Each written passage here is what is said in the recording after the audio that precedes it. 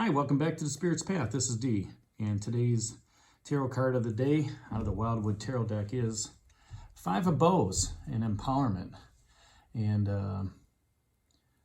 one of the things that I like about this card is it shows four bows laying on the ground and one bow in the figure on the hill. And it's kind of hard to carry four bows as it is and shoot all four at the same time. But, this figure on the hill, he's got himself set up to, not only fight, but in case that bow breaks, he can use it for, other advantages. Okay. But, the key to this card is the empowerment around it. Okay. And empowerment is the authority or power given to someone to do something. Okay, so, maybe this guy, even though he's a chalk figure on a hill, he was given the empowerment to do something great. And when I researched this card a little bit, this card has to do with a little bit about fertility. Okay, and we won't get into the fertility piece because I just want to talk about the empowerment piece. Okay, so when you empower yourself by facing and defeating your fears, you become more resilient towards adversity. Okay, and last week we talked about that seven of arrows insecurity and how that gal wasn't. Here's that card right there. The gal wasn't empowered. Neither was the gal in the Four of Vessels. They're not feeling empowered to do anything.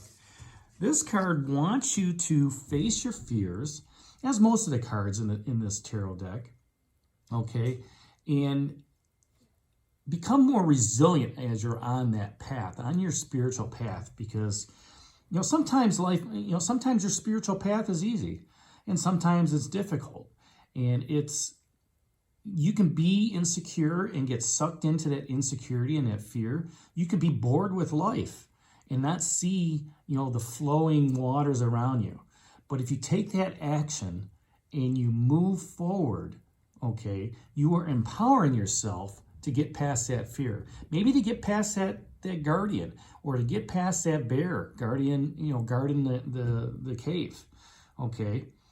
As you do that, when you face that fear towards adversity, you become more resilient. You kind of build up a little bit of an immunity on that. And once you get to that stage where you feel confident in your empowerment, you are then able to influence and affect the perception of what's going on.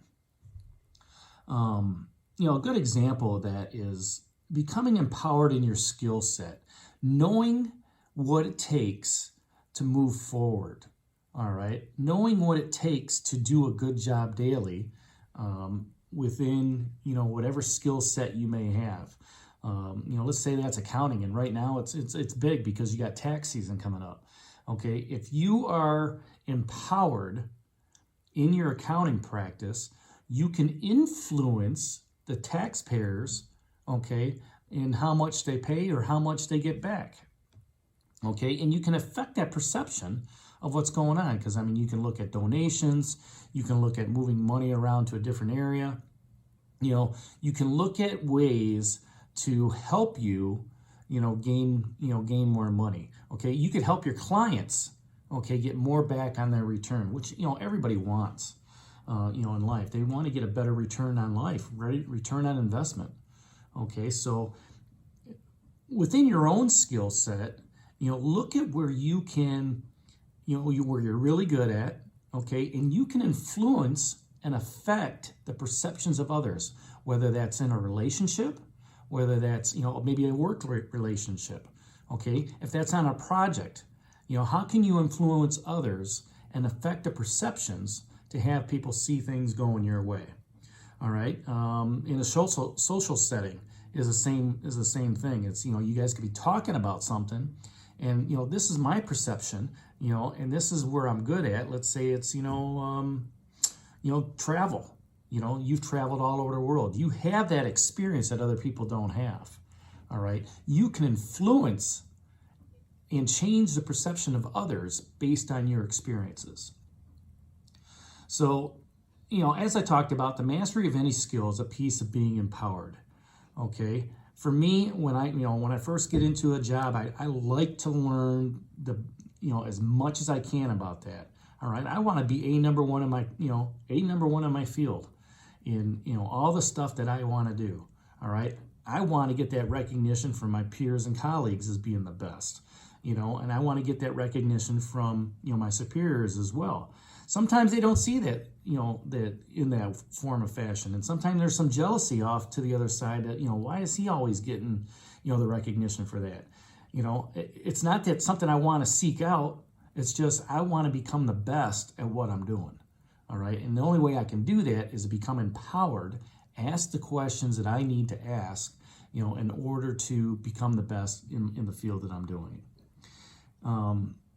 When I do that, okay, by utilizing the opportunities that are there, I can have more growth and I can make change, within my little sphere of workspace.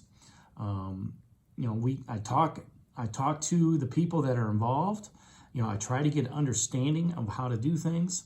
All right, and I listen to people that have more experience than I do, so I can learn.